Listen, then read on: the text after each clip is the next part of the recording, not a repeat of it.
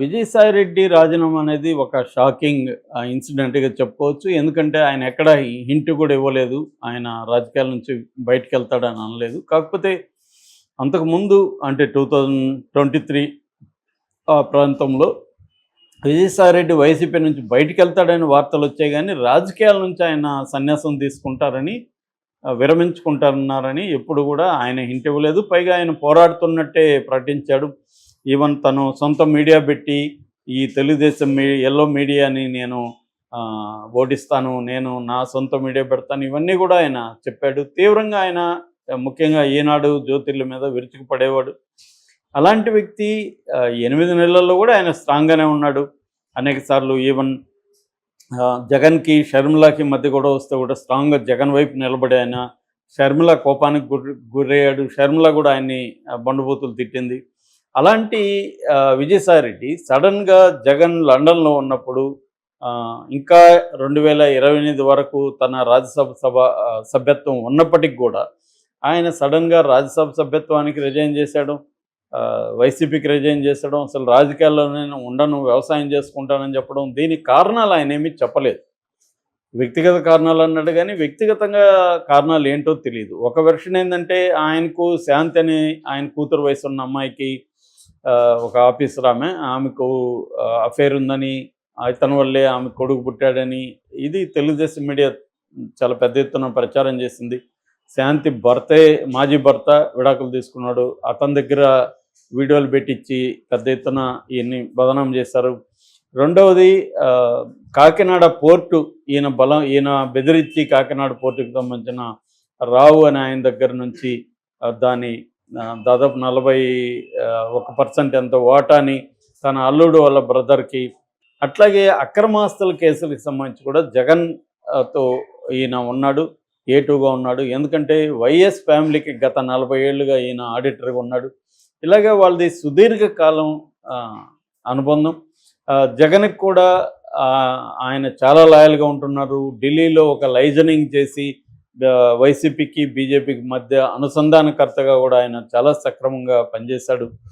So ఆయన మీద ఎటువంటి అవినీతి ఆరోపణలు కానీ ప్రూవ్ కాలేదు ఇప్పటివరకు. ఉన్నాయి కానీ వీళ్ళు ఆరోపిస్తున్నారు కానీ తెలుగుదేశం వాళ్ళు ప్రూవ్ కాలేదు. ఆయన మిగతా రాజకీయ నాయకుల్లాగా కూడా లేడు.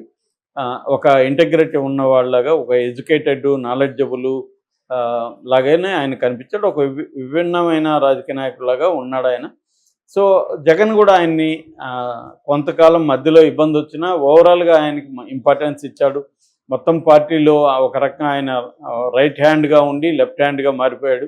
తర్వాత కనీసం లెఫ్ట్ హ్యాండ్ స్థాయిలో ఉన్నాడు. కుడి ఎడం భుజాలు అంటారు కదా, ఎడం భుజం లాగా జగన్కి ఉన్నాడు. అటువంటి వ్యక్తి రిజైన్ చేసినప్పుడు కూడా జగన్ని పల్లెత్తు మాటనలేదు.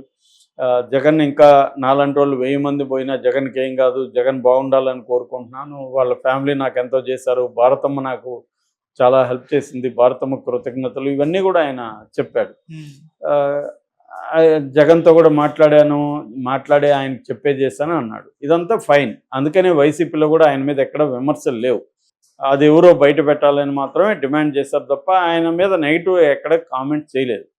కానీ జగన్ మొన్న మాట్లాడినప్పుడు ఒక విలేకరు అడిగారు, మీ పార్టీ నుంచి అనేక మంది వెళ్ళిపోతున్నారు, మా రాజ్యసభ సభ్యులు వెళ్ళిపోయారు, విజయసాయి రెడ్డి వెళ్ళిపోయారు కదా అంటే, జగన్ ఏం చెప్పాడంటే, క్యారెక్టరు, విశ్వసనీయత, విలువలు ముఖ్యం రాజకీయాల్లో. అవి లేకపోతే వేస్ట్, అవి ఉంటే కాలర్ ఎత్తుకొని తిరగచ్చు. మా నాయకుడు అని గర్వంగా చెప్పుకుంటారు ఒక ఎమ్మెల్యే అయినా, ఎంపీ అయినా, ఎవరైనా. రాజ్యసభ నుంచి రిజైన్ చేసిన వాళ్ళ ముగ్గురికైనా ఇదే వర్తిస్తుంది, మొన్న వెళ్ళిపోయిన ఆయనకైనా వర్తిస్తుంది. ఒకటి ప్రలోభాలకు కానీ లేకపోతే భయపడి కానీ వెళ్ళిపోతారు. రాజకీయాల్లో భయపడితే లాభం లేదు. మనం కళ్ళు మూసుకుంటే 5 ఏళ్ళు గడిచిపోతుంది, మళ్ళీ మనం గెలుస్తాం. రాజకీయాల్లో భయపడిపోవడం కూడా కరెక్ట్ కాదు అనేది ఆయన చెప్పాడు. ఇక్కడ ఏంటంటే జగన్ చెప్పిన దాంట్లో ఒక ప్రాబ్లం, 2 ప్రాబ్లంలు ఉన్నాయి. ఒకటేమో విజయసాయి రెడ్డిని, ఆ ముగ్గురిని ఒక ఘాటను కట్టకూడదు. ఎందుకంటే ఆ ముగ్గురు రిజైన్ చేసి వేరే పార్టీల్లోకి వెళ్ళిపోయి వాళ్ళు మళ్ళీ పదవులు తీసుకున్నారు. ఈయన ఏ పార్టీలో చేరలేదు, ఇప్పటి వరకు పదవులు ఆశించలేదు, జగన్ మీద నెగిటివ్గా ఎక్కడ మాట్లాడలేదు. ఆయన భయపడి వెళ్ళాడా ఇంకోటా కూడా ఎవరికి తెలీదు. ఆయన భయపడి వెళ్ళాల్సిన అవసరం కూడా ఏం కనిపించలేదు. ఒకవేళ భయపడి వెళ్తే కూడా హ్యూమన్ బీయింగు, వాళ్ళకి రకరకాల ఇష్యూస్ ఉండొచ్చు. రేపు ఆరోగ్యం సహకరించకపోవచ్చు, జైల్లో పోయి కూర్చోవాల్సి రావచ్చు. ఎందుకులే మనం చేసింది చాలు అనుకున్న ఒక వ్యక్తి బయటికి పోతే వాళ్ళని సగర్వంగా సాగనంపాలి తప్ప, వాళ్ళని గురించి విశ్వసనీయత లేదు, విలువలు లేవు, క్యారెక్టర్ లేదని మాట్లాడకూడదు. అది విజయసాయి రెడ్డికి కూడా వర్తిస్తుందని ప్రత్యేకంగా జగన్ చెప్పడం అనేది కరెక్ట్ కాదు.